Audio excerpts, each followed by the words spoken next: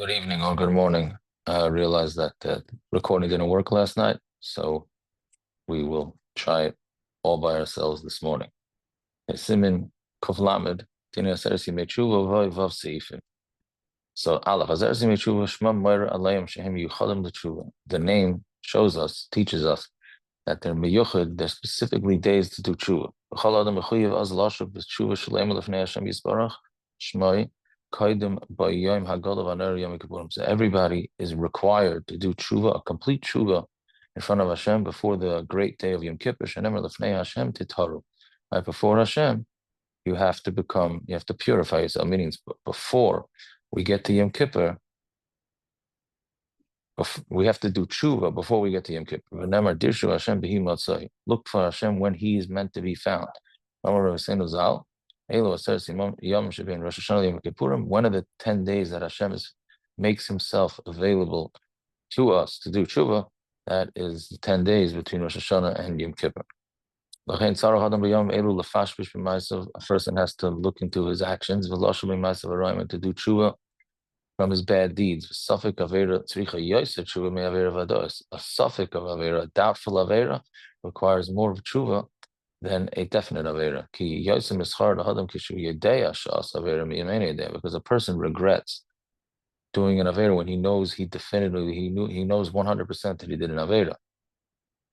But when he's not sure whether he did an avera, so then he doesn't regret it as much because he justifies it in his brain, like, I probably didn't do the avera, etc., etc. L'chein carbon asham tali, a carbon asham that's tali, which means that's a special carbon that you bring when you're not sure whether you did an avera or not. So tzarich lias b'yoker me carbon chatas. That carbon needs to actually be more expensive. It's more expensive than the standard carbon chatas that you bring when you definitely know you did something wrong. Meaning we're all suffix whether we did averas. We look through our mind and we say, did I not do it? Finally, we know that we all do. We're just not sure what we did wrong. That's, of course, in addition to the things that we definitely know we did wrong. Should learn, do mitzvahs, have tzedakah, v'yamayit, v'asakov. And this is very interesting. I never heard of anybody doing this. Well, I've heard of people going to go learn during a S130 Tshuva. They're saying you should do less business because of Haramak Zal.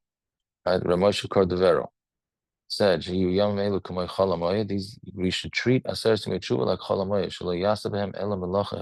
You should only do malacha that's necessary. Meaning Chalamoyah, you're really not allowed to do malacha at all, unless it's a loss, etc., etc. So he's saying you should do the same thing during a S130 Tshuva. And even more than that is we have to fix the things that happen between us and our friends. There's no kapara until you return anything lost, anything that was stolen, or Ishik is things that were taken improperly. And not only that, but it's not enough just to return what doesn't belong to you. You actually have to ask for mechila from them too. It's fitting that a person should also keep chumras that he doesn't normally keep the entire year. Meaning we're asking Hashem to act with more pity than He would normally. So we therefore want to show Hashem that we're also willing to go what we call out of our comfort zone and do a little more, because we want Hashem to do more for us. Right, as is well known, anybody that eats paspalta, which is bread that's commercially baked bread, which is a big debate whether we're supposed to keep that the entire year, but many are lenient. But during the S130 Tshuva, we should try and keep it. You should only keep Pas Yisrael, and similar to that. So I don't know exactly what he means with Kadayim Lazeh. Does it mean everything that's a machlokes you should do l'chumra? Doesn't seem like that's accepted. The big debate is always the chalav. Should you keep chalav Yisrael during a S130 Tshuva or not? I personally believe no, because if you eat not chalav Yisrael, that's because Ramosha Feinstein holds it is chalav Yisrael. So I'm not sure which chumras one should keep and which chumras one shouldn't keep. Also, the most common question is breakfast cereals, like Cheerios, which is made out of flour. So is that bread? Is it not bread? Most say that breakfast cereals are not considered bread. Therefore, you have no problem eating the regular breads. Gimel. The Birchas Hamazon yesh nogin lim harachamon yichadesh k'may b'Rosh Hashanah. And Rosh Hashanah is a special harachamon for the year. So the Kitzur Shulchan Aruch saying you should say that the entire S130 you make teshuva. Dalit. Nogin shalei lasis nesuim b'yamelu. The minig is not to make weddings during a S130 you make teshuva. Hey b'Shabbos shuva yesh likros l'maftir adam chashuv Shabbos shuva. The Shabbos in between Rosh Hashanah and Yom Kippur, you're supposed to call somebody chashuv to the maftir. And why? Because when you call somebody chashuv up, everybody looks and say, "Ooh, why is he getting the maftir?" And then they look, and that's the haftarah about doing tshuva. Vav yesh nagim shein mekachanas levana and matzah Yom Kippurim. There are those that are knowing not to do kiddush levana until after Yom Kippur. Because we're really not happy until after Yom Kippur when we get a kapara. When we call them hayubadagim before that, we're fearful. Which is what we're supposed to be. It's opposite. Better to do kiddush levana so that you'll have zechuyas. Everything is dependent on the zman. Meaning, if the weather forecast says it's going to be rain from after Yom Kippur till Sukkot, then make sure to say it before.